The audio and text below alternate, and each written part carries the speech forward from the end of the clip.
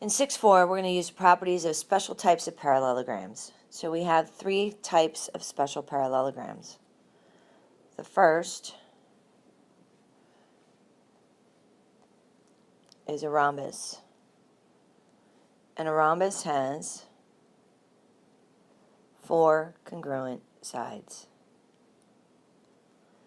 Next, we have a rectangle. A rectangle has 4 right angles. And then our third type is a square. A square is both a rectangle and a rhombus, so it has 4 congruent sides and 4 right angles. It must have both.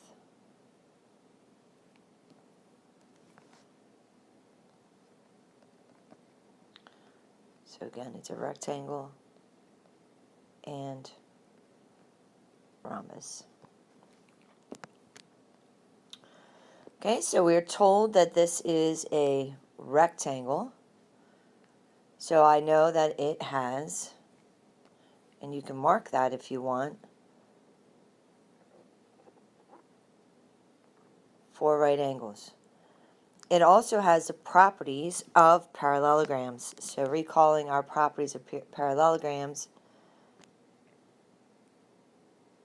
we have opposite sides congruent, opposite angles congruent, diagonals bisect, and consecutive angles supplementary. So those properties will still hold true.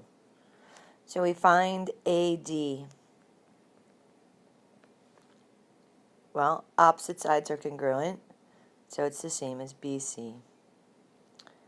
Find AB.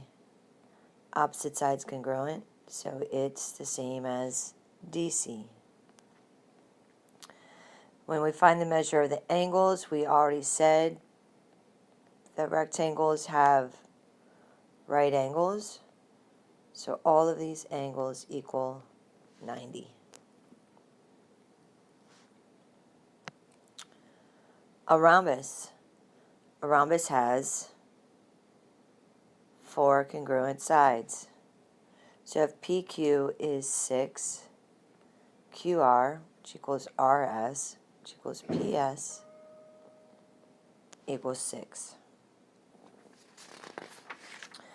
The corollaries just say that if now you have a quadrilateral that has 4 congruent sides, it's a rhombus. If you have a quadrilateral that has 4 right angles, it's a rectangle. If you have a quadrilateral that has both 4 congruent sides and 4 right angles, it's a square. So you don't have to necessarily say it's a parallelogram first. You can just have a quadrilateral with those specifics, and you can call them the special parallelograms. So looking at our next one, I see that I have 4 right angles, but I don't have congruent sides. So this would only be a rectangle. So identify the special parallelograms.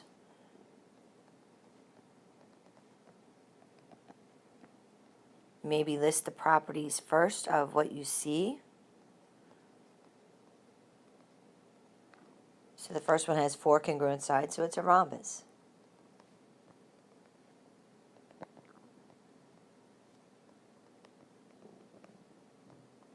The next one has 4 congruent sides and 4 right angles. Square. Now we get into a couple of the specific properties to these special parallelograms. The first one is the rhombus, its diagonals are perpendicular.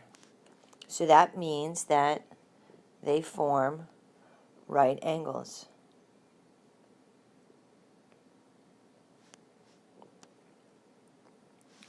So if I have a rhombus and I want to know some angle measurements, first off, I know its diagonals are perpendicular. So if I pull this triangle out, we can do two different things. First off, they all add up to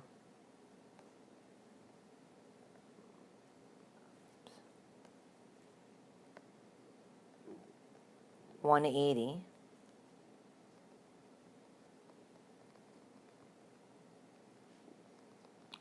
So x would be 30, or I already have the 90-degree angle, so I know the other two must be complementary.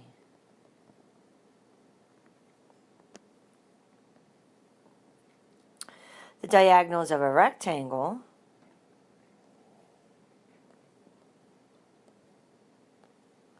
are congruent.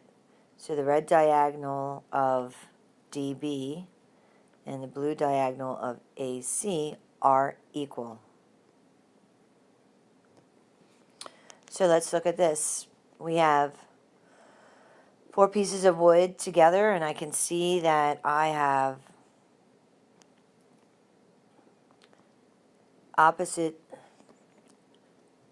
sides congruent. If opposite sides are congruent, then what shape is that?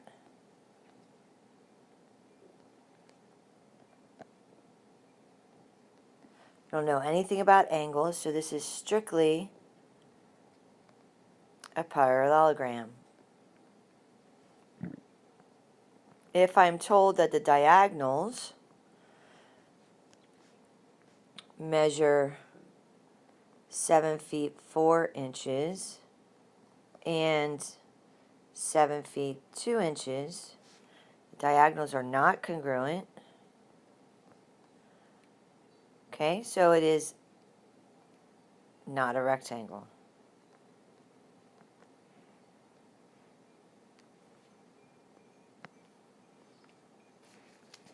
We're going to look at these and see what the value of x would be. So we have this triangle, and I know in a rhombus that diagonals are perpendicular. So this would be, no marking there, so x would equal 90. In a rectangle, diagonals are congruent, so EG would equal FH, x equals 12. And in a square, not only are diagonals congruent, but they're also going to be perpendicular.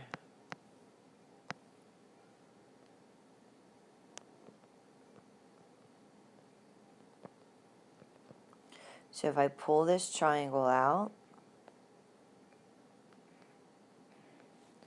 I know that 2x plus 90 must equal 180, or 2x equals 90, so x must equal 45.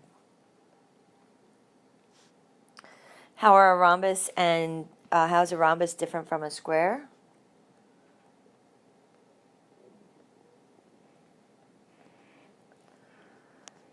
A rhombus does not have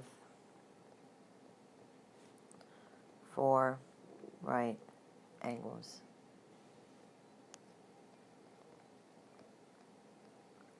Although it does have opposite angles congruent. Okay, and the assignment follows.